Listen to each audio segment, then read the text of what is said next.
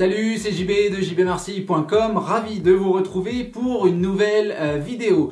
Le thème du jour, quand arrêter ma reconquête? Y a-t-il un moment où j'ai fait trop d'efforts, où véritablement je me suis grillé, je suis cramé, ça sert plus à rien de continuer, est un thème qui m'a été proposé à travers les commentaires YouTube d'une vidéo précédente. Donc petite parenthèse pour vous dire que si vous-même vous voulez me voir traiter un thème, vous avez des questions, vous n'hésitez pas, vous avez comme cette personne les commentaires YouTube pour vous adresser à moi. Vous avez aussi mon adresse mail, contact@jbmarcy.com, où vous avez le blog www.jbmarcy.com où vous avez tout plein de ressources qui pourraient vous intéresser. Vous avez aussi évidemment, comme sur tout bon site internet qui se respecte, un encart contact où vous pouvez venir discuter avec moi. Donc, pour répondre à cette question qui peut paraître simple mais qui en fait ne l'est pas du tout, je me dois de partir sur un constat de base qui est celui que je fais tous les jours.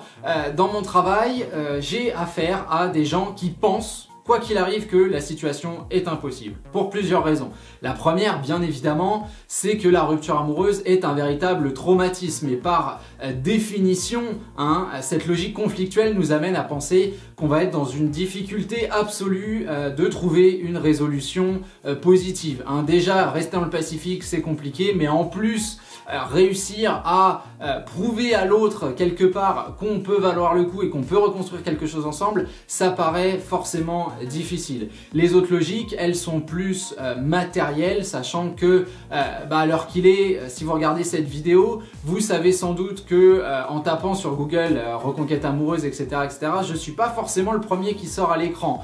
Donc beaucoup de gens vont venir me voir parce que finalement ils sont allés voir ailleurs, ils ont pris des coachings, ils ont pris des formations qui ne leur ont pas servi à grand chose ou pire, qui ont empiré leur situation et finalement viennent en désespoir de cause me dire écoute JB, voilà, faudrait faire quelque chose parce que là ça ne va pas du tout. Tous ces paramètres font que évidemment à un moment ou à un autre les histoires que j'ai à traiter de manière quotidienne relèvent du caractère impossible. En tout cas, c'est un petit peu le tampon qu'on leur a mis dessus, que ce soit nous de manière personnelle ou ces fameux professionnels qui n'ont pas su gérer la situation et qui parfois on dit bah écoute ça sert à rien, ne continue pas, etc., etc.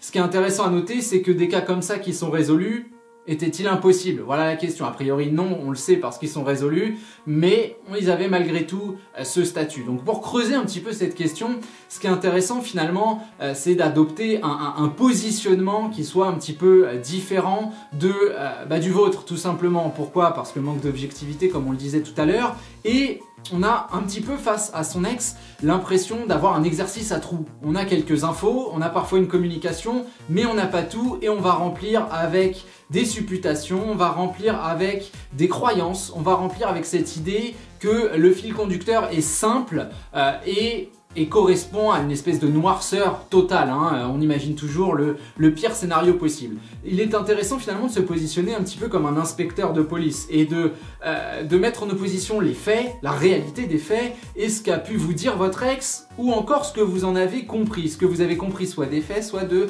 ce qu'on vous a dit. Parce que beaucoup de gens avec qui je discute vont me dire voilà, je pense que, je crois que, j'ai l'impression que, et ce vocabulaire-là, c'est pas pour jouer sur les mots un petit peu quand même, mais c'est important, ce vocabulaire-là montre que finalement il n'y a pas de savoir derrière ces phrases-là. Il y a une croyance, il y a un espoir ou au contraire un désespoir, mais on n'est pas dans quelque chose de concret. On est dans la formation d'un raisonnement à partir d'objets manquants, si vous voulez. On a une équation et on essaye de remplir X et Y comme on le peut. La plupart du temps, on se plante. Et évidemment, du coup, on est vraiment perdu dans un espèce de flux d'informations ou de désinformations, vous appelez ça comme ça. En tout cas, on est vraiment dans des limbes et on ne sait plus comment réfléchir.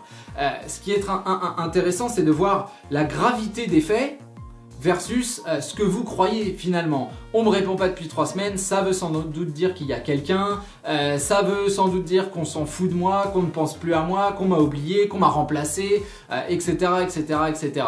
Et parfois, vous pouvez avoir la confirmation de ces choses-là, de savoir, eh ben, effectivement, mon ex a rencontré quelqu'un, donc c'est impossible. Encore une fois, le constat d'impossibilité là n'est pas, à mon sens, justifié. Évidemment, quand on fait une erreur, qu'elle soit communicationnelle ou qu'elle soit matérielle, j'ai envie de dire, qu'il y ait quelque chose qui se déroule dans votre environnement qui soit négatif pour vous, il faut bien s'intéresser sur l'idée que ce qu'on va perdre avant tout, c'est du temps. La psychologie de l'humain est faite de telle sorte que tout évolue, tout est en mouvement, hein, finalement. L'évolution est la seule chose qui est réelle dans la vie de l'homme et on ne peut jamais savoir si la vie de son ex est finalement bien installée, si son opinion qui était très clairement indiquée de telle couleur, de telle position ne va pas changer dans les semaines, dans les mois, dans les années à venir. Ça, on n'en a absolument aucune idée. Et finalement, pour moi, ce qui est intéressant, c'est votre décision. C'est votre décision de retrait ou votre décision de continuer, hein, effectivement. Alors, évidemment, vous allez me dire, tout dépend de la communication. Est-ce que vous avez un échange? Est-ce que vous n'en avez pas? Tout dépend de la notion de conflit aussi. Est-ce que vous êtes tout simplement dans une absence de réponse? Est-ce qu'il y a des réponses qui sont super sympas? Est-ce qu'on est un peu cash avec vous, mais vous savez quelque part qu'il y a la notion de pacte, qu'on a besoin aussi, l'effet Hiroshima, toutes ces choses-là, de parfois vous en mettre plein la tronche pour que vous compreniez? Ou est-ce qu'on est dans de l'hyper grave, quoi? Est-ce qu'on est à la limite de porter plainte? Est-ce qu'on appelle les flics? Est-ce qu'il y a des choses, une plainte déposée? Est-ce qu'il y a des histoires pas croyables? Est-ce qu'on est dans la méchanceté réelle, hein? Clairement, ça c'est une question aussi à vous poser. Moi je prenais cette image-là. Moi, mes parents, quand ils ont divorcé, mon père rentrait quand même le midi du travail pour aller découper les sous-vêtements de ma mère au ciseau. Enfin, je veux dire, là on est dans un truc où, il a un grain, donc voilà, ça s'explique. Mais je veux dire très clairement, on est dans de la méchanceté, on est dans quelque chose d'âpre et de violent. Dans ces cas-là, est-ce que vous devez arrêter? Moi, je vous dis que oui. Si on est dans des logiques qui sont vraiment conflictuelles, dans une bassesse absolue, oui, il faut arrêter. Mais très clairement, j'ai aussi vu des cas où on n'avait plus du tout de contact et on pensait que tout était terminé, et un jour l'ex revient un petit peu de nulle part parce qu'on a utilisé des petits textos sympas et qu'un jour il y a le déclic. Est-ce qu'il faut continuer? Est-ce qu'il faut arrêter? Finalement, c'est toujours à vous d'estimer votre patience et votre implication. Évidemment, l'implication aussi, c'est quelque chose qu'il faut se demander, parce que j'ai beaucoup de gens qui, finalement... Bon, il y a les gens qui passent par le coaching, puis il y a des gens qui vont juste m'envoyer des mails et qui vont tout de suite me dire, bon voilà, moi j'ai décidé de ceci, j'ai décidé de cela. Le problème, c'est que ces gens-là ne sont pas forcément impliqués. Ils ont pris 0 coaching, ils ont pris 0 formation, ils n'ont pas lu le bouquin, je veux dire, à un moment, je comprends qu'il y ait une notion de méfiance vis-à-vis du fait, le gars il fait des vidéos, il veut faire de l'argent, ce qui est aussi le cas, hein, évidemment, je veux dire, faut être honnête, avec le fait il peut peut-être m'apporter quelque chose. C'est pas parce qu'en face de vous avez un gars qui va faire de l'argent que forcément il peut rien vous apporter. D'ailleurs, vous payez pas pour regarder cette vidéo. Donc très clairement, il y a cette notion d'implication. Jusqu'à où je veux aller? Est-ce que je veux vraiment tester? Et avant de tester, est-ce que je me fie au premier tocard qui passe, ou est-ce que je réfléchis bien sur les contenus? Est-ce que j'ai de quoi travailler? Est-ce que j'ai déjà des chemins intellectuels intéressants, etc., etc. Donc la question quand arrêter est extrêmement, extrêmement difficile. Faut pas oublier non plus, et ça c'est le cœur de mon travail, que nous, ce dont on parle, c'est aussi et avant tout d'un développement personnel. Ça veut dire quoi? Ça veut dire que votre ex doit devenir un satellite. Ça veut dire que, oui, la notion de potentiel silence pendant des semaines n'est pas problématique. Alors, c'est pas quelque chose que je prône, évidemment, mais si on vous répond pas, vous n'allez pas forcer la réponse au pied de biche, c'est impossible. Mais il y a toutes ces choses-là qui entrent véritablement dans ce questionnement. Est-ce que je dois arrêter? Est-ce que je ne dois pas arrêter?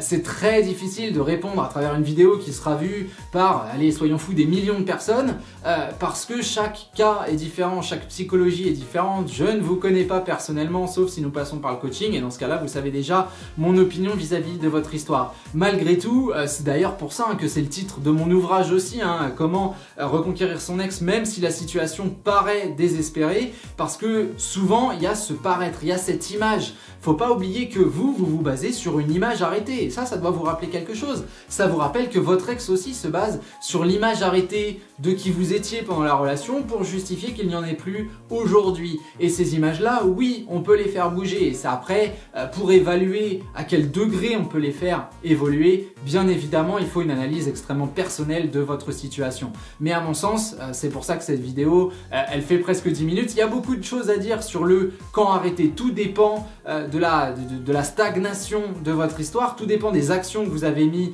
en œuvre, tout dépend de votre aura aussi. Je sais que j'en parle souvent, j'ai fait une vidéo il y a très peu de temps sur cette notion-là. Quelle est la couleur de vos actions? Quelle est la couleur de votre travail? Quelle est la couleur de vos réflexions? C'est hyper important et trop de gens mettent ça au placard pour se dire « Ah ouais, non mais attends, t'es gentil, moi j'ai envoyé 3 messages, elle m'a pas répondu, c'est bon, hein. Puis en plus j'ai vu qu'elle avait quelqu'un, ouais, terminé. » D'accord, moi il n'y a absolument aucun problème sur cette décision-là. D'ailleurs, si c'est une décision, vous avez raison de la prendre. Hein. Je dis toujours qu'il n'y a pas de bonne ou de mauvaise décision, il y a votre décision. Mais tant qu'on est vraiment dans le processus de choix, quelque part on gagne la bataille. Ce que je trouve dommage, c'est d'arrêter, d'abandonner alors qu'on n'a pas mis tout en œuvre. Et ça, c'est une question que vous devez vous poser. Quand arrêter? Peut-être quand j'aurai effectivement tout mis en œuvre, pardon, décidément c'est dur, mais que je n'ai absolument aucun résultat. C'est très rarement le cas. Par expérience, j'ai envie de vous dire qu'il se passe toujours quelque chose dans une reconquête amoureuse. Mais bon, je vous laisse réfléchir à tout ça. On se retrouve très vite pour une prochaine vidéo. Comme d'habitude, sous celle-ci, vous avez tout plein de liens très sympas. Je vous laisse cliquer et vous pouvez signaler si vous aimez cette vidéo grâce à un petit like. Ça fait toujours extrêmement plaisir. Voilà, on se retrouve très vite pour un prochain contenu. Salut à vous!